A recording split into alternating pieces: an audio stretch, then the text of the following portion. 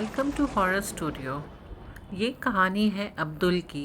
अब्दुल एक बहुत प्यारा सा लड़का था और उसके वालिद यानी कि उसके अब्बू जो कि एक पीर साहब थे और काफ़ी पहुँचे हुए पीर साहब थे।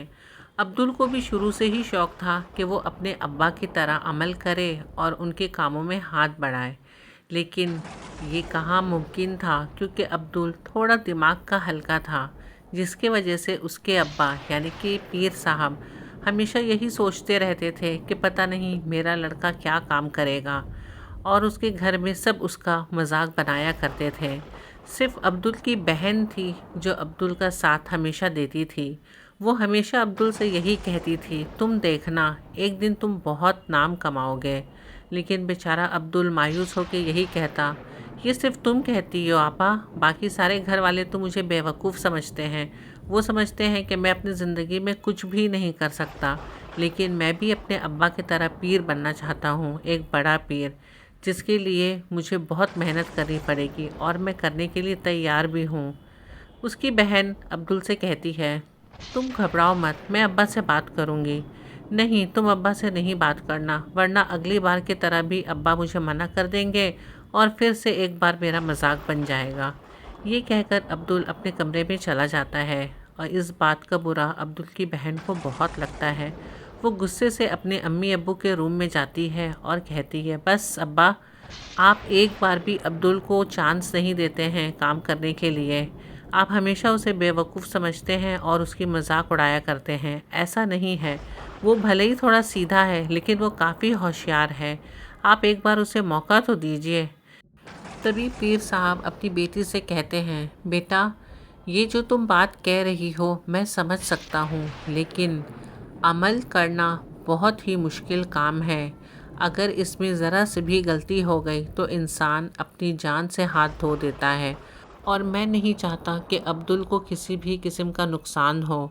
और जैसे कि पहले मेरी ही इजाज़त से मैंने उसे अमल करने को कहा था और उसने बीच में से ही उस काम को ख़त्म करके वापस आ गया था, तो मुझे नहीं लगता कि अब अब्दुल अमल कर पाएगा। लेकिन अब्बा, आप उसे एक मौका तो दीजिए।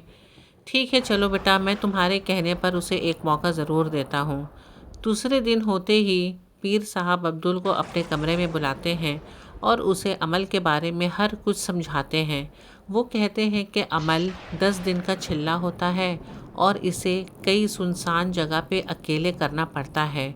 अब्दुल ये चीज़ के बारे में पहले भी जानता था क्योंकि एक बार कोशिश करने के बावजूद वो नाकाम था, लेकिन इस बार उसने अपने अब्बा से वादा किया कि मैं इस बार आपको ये अमल पूरा करके दिखाऊंगा और मैं बिल्कुल भी नहीं डरूंगा और घबराऊंगा। पीर साहब काफ़ी खुश हो जाते हैं और उसे दुआ देते के साथ कहते हैं, बेटा, मैं तुम्हारे साथ हूँ और ऊपर वाला तो है ही हम सबके साथ, तुम कोशिश करो, इंशाल्लाह तुम्हें कामयाबी मिलेगी।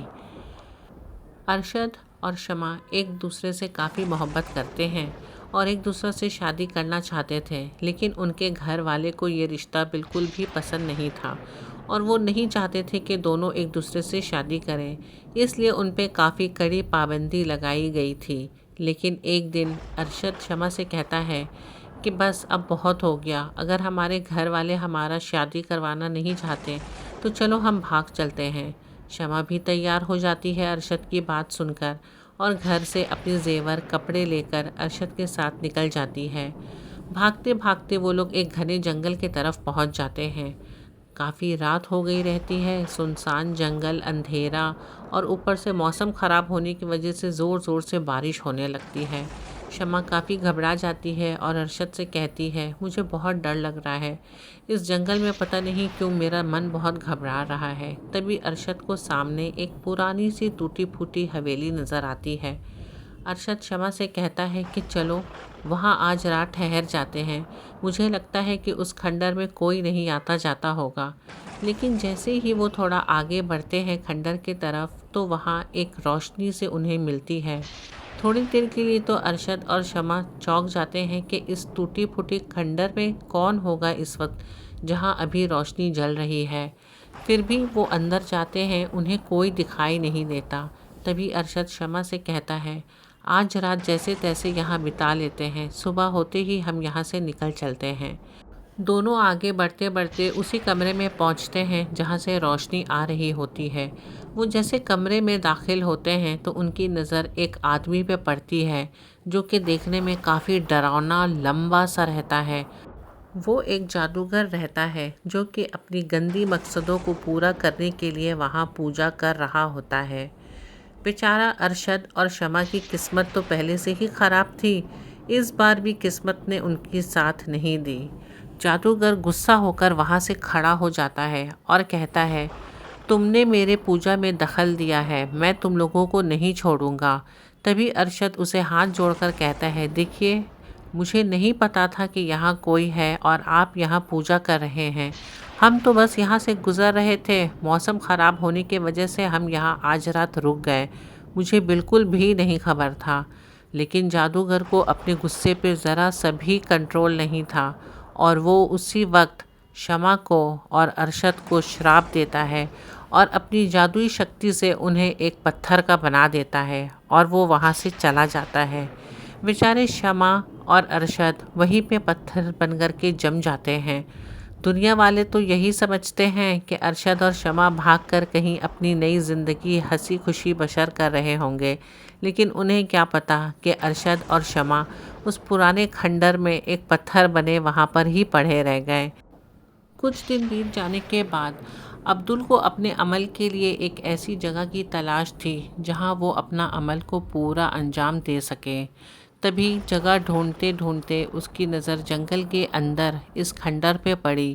جب عبدل کھنڈر کے اندر جاتا ہے تو وہ دیکھتا ہے کہ وہ کھنڈر کافی پرانا اور بالکل سنسان، یہاں تک کہ اس کے اگل بغل کسی جانور کا بھی نام و نشان نہیں تھا۔ تبھی عبدل کے من میں یہی آتا ہے کہ عمل کرنے کے لیے یہ جگہ سے بہتر مجھے اور کہیں نہیں مل سکتا۔ وہ فوراً پیر صاحب کے پاس جاتا ہے اور انہیں جنگل کے بارے میں بتاتا ہے۔ پیر صاحب اسے عمل کے بارے میں سب کچھ اچھے سے سمجھاتے ہیں اور عبدل کو اسی رات سے لے کر 10 دن کا چھلا پورا کرنا رہتا ہے۔ عبدل اپنے سارے سامان کے ساتھ اس کھنڈر میں پہنچ جاتا ہے۔ رات کافی ہو گئی رہتی ہے کیونکہ عمل آدھے رات سے ہی شروع کرنی رہتی ہے۔ عبدل جب کھنڈر کے اندر جاتا ہے تو اسے ایک سامنے عجیب سی گول لائن کھینچی ہوئی نظر آتی ہے۔ وہ سوچتا ہے کہ یہاں پہ تو کوئی آتا نہیں، شاید پہلے کسی نے یہاں پر کچھ پوجا یا کچھ بھی کیا ہوگا، مجھے کیا فرق پڑتا ہے ان چیزوں سے۔ پہلا دن جب عبدل اپنا چھلا پر بیٹھتا ہے تو اسے کچھ عجیب عجیب سی آوازیں سنائی دیتی ہیں، آوازیں جیسے کہ کسی رونے کی آواز، لیکن وہ گھبراتا بالکل بھی نہیں ہے۔ وہ یہی سوچتا ہے کہ جیسے ابا نے بتایا ہے کہ عمل کے دوران مجھے بہت سی ایسی چیزیں یا بہت سی ایسی آوازیں سنائی دیں گی، لیکن مجھے ذرا سا بھی نہیں گھبرانا ہے۔ پہلا دن تو بہت اچھے سے کٹ جاتا ہے، دوسرا دن بھی کافی اچھے سے کٹ جاتا ہے۔ جنگل میں رہنے کی وجہ سے عبدل کے والد یعنی کہ پیر صاحب وہاں اگل بغل کے لوگوں کو بتاتے ہیں کہ میرا بیٹا جنگل میں عمل کرنے کے لیے گیا ہے۔ تو جنگل کے اگل بغل کے لوگ اس کے لیے وہاں پر کھانا لے کر آیا کرتے تھے۔ دن میں عبدل ان کے گھر پہ ہی جا کے آرام کر لیا کرتا تھا اور رات کو جنگل میں واپس جا کر اپنا عمل کیا کرتا تھا۔ چھلا ختم ہونے کو بس ابھی 2 ہی دن باقی تھے۔ عبدل اچانک سے ایک چیخ سنتا ہے اور وہ چیخ کسی لڑکی کی رہتی ہے۔ تبھی عبدل تھوڑا سا گھبرا جاتا ہے۔ عبدل ادھر ادھر دیکھتا ہے اور آواز سے پوچھتا ہے کہ کون ہے؟ تبھی شمع کی آواز اور سسکیوں کے ساتھ آتی ہے، کیا تم میری مدد کر سکتے ہو؟ آپ کون ہو؟ میں یہاں پر بہت دن سے ہوں، کیا تم میری مدد کر سکتے ہو؟ تبھی عبدل کافی گھبرا جاتا ہے اور جیسے تیسے کر کے اپنا چھلا کو ختم کرتے ہی وہ واپس اپنے والد کے پاس یعنی پیر صاحب کے پاس صبح صبح پہنچ جاتا ہے۔ پیر صاحب کو رات کی ساری منظر بتاتے ہوئے وہ پیر صاحب کے ساتھ واپس اسی قلعہ میں آتا ہے۔ پیر صاحب جو کہ کافی پہنچے ہوئے پیر رہتے ہیں، وہاں پہ قدم رکھتے ہی انہیں محسوس ہو جاتا ہے کہ یہاں پہ کسی پاک روح کو دفن کیا گیا ہے۔ مطلب یہی کہ کسی کی قتل کر کے یا کچھ بھی کر کے اسے یہاں دفنا دیا گیا ہے، کسی پاک روح کا مجھے محسوس ہو رہا ہے یہاں پہ۔ تبھی پیر صاحب اگل بغل کے لوگوں کی مدد سے وہ جگہ کو کھدواتے ہیں اور جگہ کھودنے کے بعد ارشد اور شمع کی مورتی جو کہ پتھر کی شکل میں رہتی ہے وہاں سے نکالتے ہیں۔ اس پتھر کو توڑتے ہی ایک عجیب سی روشنی نکلتی ہے اور جو کہ آسمان کی طرف چلی جاتی ہے۔ وہ روشنی شمع کی رہتی ہے جو کہ سیدھا اسی جادوگر کے پاس پہنچتی ہے جو کہیں دوسرے جنگل میں اپنا جادو کا مقصد پورا کرنے کے لیے جادو سیکھ رہا ہوتا ہے۔ تبھی شمع اس کے سامنے پہنچتی ہے۔ ایک بار پھر جادوگر اپنے مقصد میں ناکامیاب ہو جاتا ہے اور غصے سے دیکھ کر شمع سے پوچھتا ہے، کون ہو تم؟ یہاں کیا کر رہی ہو؟ تب شمع اسے بتاتی ہے کہ کیا تمہیں یاد نہیں کہ میں کون ہوں؟ تم ہی ہو وہ انسان جس نے میری محبت کو مجھ سے جدا کر دیا، جس نے ہمیں اس دنیا سے جدا کر دیا۔